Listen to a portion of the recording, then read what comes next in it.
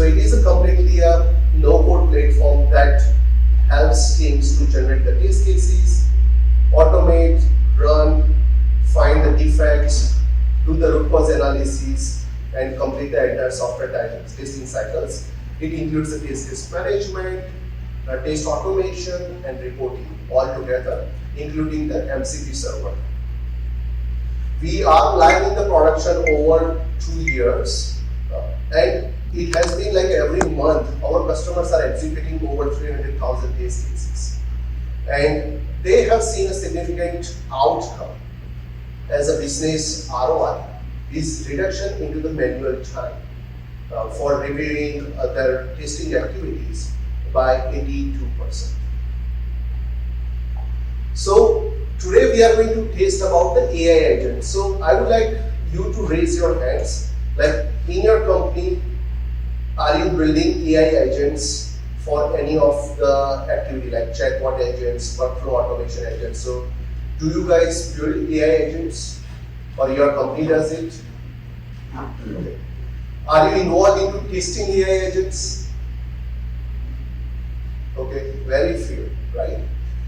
So what is the current problem of testing AI agents? So it requires manual output review currently, right? Because what you try AI agent, it is right or wrong, how accurate it is, so you need to do the manual review.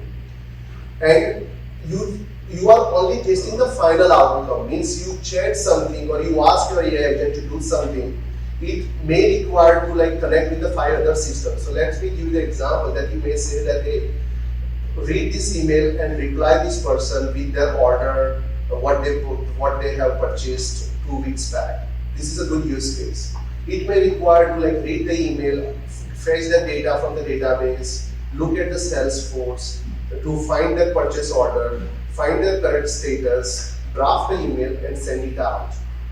As a tester or in the current ecosystem, what we are testing is just input and output, like what I gave as an input and did it send it out those emails with the purchase order or not. We are not looking at each node level, like did it call to the database, was the database query build was right or not, the response was right or not, did it call the Salesforce API correctly or not, did Salesforce responded correctly or not, because we need to trace the accuracy of the workflow, Agentic AI workflow at each level, which we are not doing today. And currently, like people are still asking me, can I use a Playwright for that? Can I use the Selenium for that? Because we are so tied to those tools. And the answer is no, right? Because those are the different tools for the different purposes. So because the game is changed, the tool needs to be changed. And why this is most important in today's world? Because agents are taking real actions. Agents can make a call, agents can reply, agents can file the report for you. They are doing everything by themselves. So it is even more crucial for you to validate those AI agents because they are doing at scale. So one mistake can be a million mistakes if we are not testing in the right way. The second part is the regulatory and compliance. Because it's not only about like being cool to have AI agents and say that, hey, I'm using AI agents and deploying. It's about being accountable. And to be accountable, it needs to be tested well, reported well, documented well, and also maintain those compliance checklists that your business might be intended for. And here, the cost of failure is asymmetric, right? So any gaps that you are pushing it further without testing or with the lack of testing, it's not something that someone will find out after a week. That was one of the questions Athena asked. It is something like other AI agent will find out super fast, and that AI agent will be the hacker's AI agent will find out fast and make those big disaster for your company. So cost of failure is very high in all these cases. So here I'm talking about, going to talk about 7 dimensions. Obviously there are many more dimensions we can talk about when we are testing AI agents. And these are the dimensions I'm talking about, like which are different than the traditional testing. So the first one is node level accuracy. Okay. So what is node level accuracy? I explained very high level is there are agentic workflows where your AI agents connected with the multiple APIs, multiple systems through the AI agents, through the MCP servers. Now, one agent node is passing the data to the second one, second is passing to the third one, and you need to make sure it works at each node. One of the examples was given in the previous talk was about the microservices is now the multi-agent. So think the same way, but microservice was purely a back-end job or back-end developers were doing our testing. Here, QA's role will be much more important over here. So we need to test it out node level accuracy. The second one is a guardrail enforcement. So guardrails are the rules and regulations, what not to do, what is allowed, what is not allowed. And that depends on your business domain, your customers, your users, and your business specific applications. Like banking applications, if we take the banking domain related guardrails, you need to put it out there. Then within the banking, if you are into the a specific financial space like hedge fund, then you need to put those guardrails around that. The third one is if your users are above certain wealth, certain age group, then you need to put the guardrails around that. And on top of it, you want to also put the guardrails around the security, that what it's supposed not to do. But how would you know that? Because you will have very less time, because people are spinning up AI agents within 10 minutes, 15 minutes using the platform like Agent Force, Barot, Azure Foundry. Then how would you make sure that you can test that super fast and provide the outcome? The third one, which is a well-known buzzword, hallucination, right? Now it is not a buzzword anymore, because when AI started, everyone's like, no, AI is not good, it hallucinates all the time and everything. But you've seen model got better and better over the time. They are much more accurate nowadays, and we are using like Claude Code, Cursor all the time. So hallucination detection is very, very important, because earlier you were able to identify it's right and wrong, but because model got better, it's very thin line now we have to identify it's hallucinating or not. So that is a very important point that you need to understand and leverage and identify in your AI agent system. The fourth one is deterministic validation. Because AI is designed for non-deterministic, means every time you ask the question, it changes its answers. Then you need to test for, because you need to make sure that if your customer is looking for deterministic answers, when you are building AI agents by providing certain prompts, certain programming, you need to make sure your AI agents provide the deterministic answers. And how would you test against deterministic validation as a QA? The fourth one is a context retention, because everyone is using ChatGPT, Claude, Copilot, and you may say that, hey, I'm using AI, I can upload the file and it generates me 100 test cases. But what about the context? Context of your business, applications, your customers, your previous test cases, previous run results, edge cases, who will provide that context? So when you are solving a problem, you need to see the full picture. You cannot solve just isolated piece. So in this example which I gave, test generation is a very isolated piece, which is a point solution that if I do X, it can do Y, which it will do because it's AI, it can do anything. But will it do a right way or not? Will it maintain the context? Will it has the memory, right? Will it have the nature of like duplication or not, right? So you need to make sure that context retained over here. The sixth one that I'm going to talk is performance benchmarking.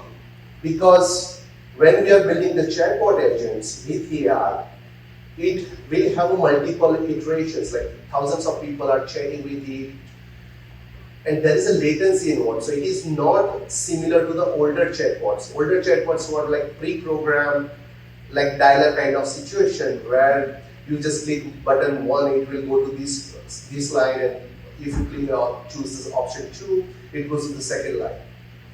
In these AI-based chatbots or AI-based agents, it's a dynamic workflows. So that's where there is a latency involved, and it is highly relying on those LLMs. The LLMs could be the hyperscalers like Anthropic and Gemini and other platform providers, or it will be your internal. But you need to test your application against those load testing and performance benchmarking that it will handle those sessions all at same time or not. What is the latency? What is the token usage? So that you can monitor the performance, not in terms of only latency, but also the speed, consistency, and other parameters as well. And the last one is bias and compliance. So again, we are living in this human-oriented world, so we also want to make sure the agents we are building are not biased, right?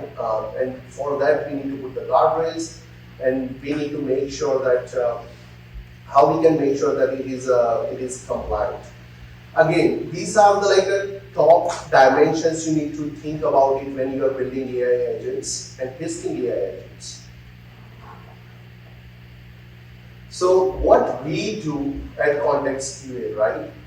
That our AI testing platform tests for the deterministic assertions, right? So when you are providing the chat agents or any AI workflows, it checks when it does the multiple iterations. Will it stay consistent or not? And what is the drift in terms of the threshold? It will show. Another one is a semantic similarity, right? So it will have a scoring mechanism to identify what is the correct answer look like. Does it match there or not? The third one is LLM as judge. So you have your AI agent relying on one judge or that is giving the answers. But here you are testing against 4 different LLMs to be a judge and evaluate the answers and provide is it correct or not. And the last one here is adversarial testing, right? So we have fine-tuned our own models for the business domain specific use cases like a fintech, retail, travel, and different industries to provide the built-in LLMs as the categories, the judge, and all the details, so that you do not need to think out of the box, and it will provide to start with, and then you can build on top of it, right? So it will give you the playground to test your AI agents super fast. So first I want to show to you the product very high level. I will little bit zoom in over here. So what I'm going to show you here is how easy it is. It is a test-driven development, means you do not need AI agents to generate the test case, generate the guardrails, generate the security guidelines. It will generate for you based on the specs you can give. And once you give the specs, it will automatically generate all the configurations for you, and then it will be tested against. It will be providing you a very detailed report for yourselves and your developers, and at the same time, it will also provide you the CI/CD integration so that it can be part of your continuous development. Okay. So again, in this particular demo that I'm going to show you, how would you test AI agent with ContextQA. Okay. So in this platform, right, I will just provide you the very quick overview over here. So here, I'm just providing Nimbus 2, and you will provide the description, right? And you can choose any platform. If you are using Salesforce Agentforce, Bedrock, or you have custom agents, you can connect over here and connect with your API keys and all. I'm not going to reveal my API keys and everything, so I will continue with the agents that we already have. So this is the agent that we connected over here, and you will upload this file. Now file upload will look like this one. Means you can have a spec whatever the spec you have, right, that you might have generated using Claude or OpenAI or any platform, means what type of AI agent you are building, what is the guidelines you want to give, what is the security or compliance requirement you have for your business. You just come over here and upload the document in ContextQA platform, so which will be over here. And from that, it will automatically create the personas for you, right? So here we are creating the customer support agent.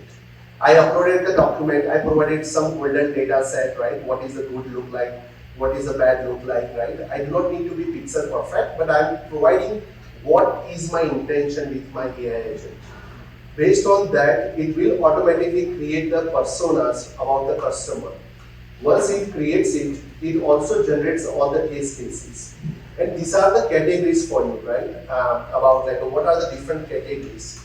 Now you can create two different types of categories over here. One is based on your business, like if it is a retail, checkout is a category, payment is a category, and also the other categories could be the happy path, edge cases, those could be the unit testing level categories.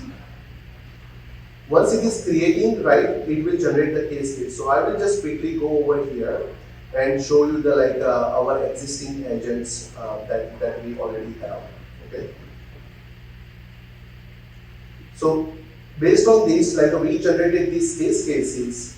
From that, it generated all these behaviors. So behavior it generated was happy path, phrasing validation, edge cases, multi-turn, because it's a chat agent. So you need to test for the how communication will look like. It can have a 30 to 60 different iterations of the chat, to mimic the real user conversations. Once it does it, it will generate all these use cases for you. Obviously, at each stage, human in the loop is involved, right? What does it mean? You can add your use cases, add your categories, behaviors, and everything. And at the same time, you can edit what AI generated for you also. So it is not a black box testing for this one. And from that, it will generate all these different personas like impatient order tracker, careful return checker, polite membership shopper. It will generate all these different types of user personas for you. And as I mentioned, you can add your own personas as well. Once it does it, it will generate the evals for you. Now there are some inbuilt evals that ContextQA suggests. Some will be generated based on AI agent and the document that you uploaded. Okay? And I can zoom in a little bit if it's hard to read. Okay.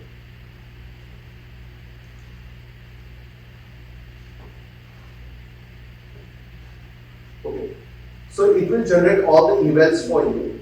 From that, it will generate all the test cases. So if you are saying here, it is generating happy path test cases, negative test cases, multi-turn test cases, and also it will not just a yes or no, right? It will provide all the answers for you. What is the golden answer look like for your AI agent testing?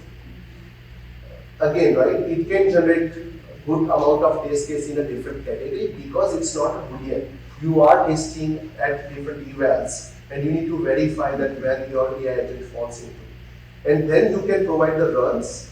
And once it is running, you can run these different kinds of tests. So once you are running, I'm running for sprint 1 for load testing or evals, right? I can run all these tests for general evaluations, deterministic nature, for security and load testing. So I can run all different types of testing with ContextQA platform. Means it will provide you the comprehensive visibility there. Now I'm showing you the text-based agents or the workflows, but you can test your voice agents as well with this system. Now showing you here about a load testing. So it will generate you the report and it will generate the Excel report as well as the PDF report for your information and will provide was it able to run 10 concurrency or not. But you can run thousands of concurrency, 2000 concurrency, and it will tell you that at what point your AI agent breaks down. Also, this is the security, right? And it will provide you full details over here. So if you want to just go and look at in a detailed way, it will provide all the results in a very detailed way, right? what is the severity, what is the attack prompt we did, what is the response it looked like, and where it worked or where it didn't work. So this is very crucial for everyone to test it out, their AI agents. And again, it is a continuous job because your model is changing, like from OWASP 4.5 to 4.6 or ChatGPT changing. All the tests you need to run again and again. So you need a system where you have locked down your test cases, test scenarios and everything, and you need to run against that to make sure when your agent was working well previously, is it going to work here or not? So same regression approach will be applied over here, but the surface area is different. So you need to test in a very different way. Very last point over here, that when we are testing out, it is testing against different judges. So like here, it tested against Claude, Gemini, and GPT, and it will provide a different scoring mechanism, and then you will have an aggregated score. And when it says fail, it means it's below the threshold value that you decide. Okay. So what it does, it takes your agent, takes your spec document, finds out what are all the surface area it needs to test against, and provides a comprehensive report against edge cases, all the happy paths, security, load, and performance testing. So this is our approach for giving the tool to the developers and the testers, so they can expedite development of AI agents and AI workflows. So I will go back to the slides very quickly. So in the conversation before and after ContextQA, right? So here every node is tested, multi-judges are involved into the testing, it tests against the guardrails, it checks for the hallucination and accuracy, it integrates with your CI/CD pipeline, and it generates a synthetic test data for you as well. So it's a complete system to help you out. Otherwise, you can do everything, but it will take forever, or it will take a long time for you, because you need to do manually generate the data, you need to verify those, you need to understand the domain, you need to generate those guardrails, and you need to test the scripting or some Python programming there. Okay, so this is where we are. So ContextQA, these are the systems are implemented into the productions, customers are using on daily basis. We are majorly focusing on travel, BFSI, and aviation sectors. Obviously, we do have other customers in different domains. It is a SOC 2 type 2 certified. It has a certification needed like GDPR and ISO 27001, and it can be deployed on-premise as well. So this is a very important piece with AI, right? Where our customers or some of the customers don't want to leave any data outside. So how they make sure that data privacy and data integrity still maintains well. So that's where we offer them the on-prem or their own virtual private cloud-based installation. So there no data goes out from the system.